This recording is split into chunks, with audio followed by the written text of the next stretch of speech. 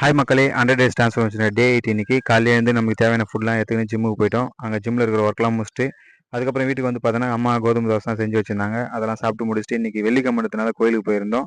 கோயிலுக்கு போயிட்டு முருகர்கிட்ட ஒரு சூப்பரான ஒரு தரிசனத்தை போட்டு அப்படியே ஒரு குல்ஃபி வாங்கியிருந்தோம். அதோட நியூட்ரிஷன் ஃபேக்ட்லாம் பார்த்தீங்கன்னா சுத்தமாக போய் தான் இருந்தாலும் அதையும் சாப்பிட்டு முடிச்சுட்டு வீட்டுக்கு வந்தால் அம்மா சாமிக்கு படையல் போட்டிருந்தாங்க.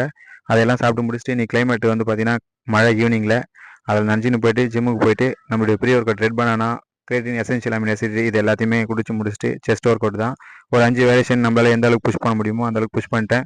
நிறைய பேர் கேட்குற கொஸ்டின் பார்த்தீங்கன்னா என்ன நண்பா உடம்பு இவ்வளோ டவுன் ஆயிடுச்சுன்னு ப்ராப்பரான ஒர்க் அவுட்டு ப்ராப்பரான டயட் இல்லைனா யாராக இருந்தாலும் மசில் ரொம்ப ஈஸியாகவே சிங்க் தான் ஆகும்.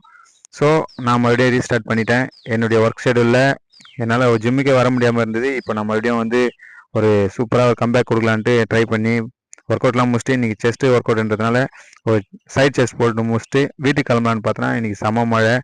அப்படியே ஒரு 1 ஹவர் ஒரு இடத்துல நின்று இருந்துட்டு இன்றைக்கி டே 8 நம்ம வந்து முடிச்சிட்டோம். Thank you friends.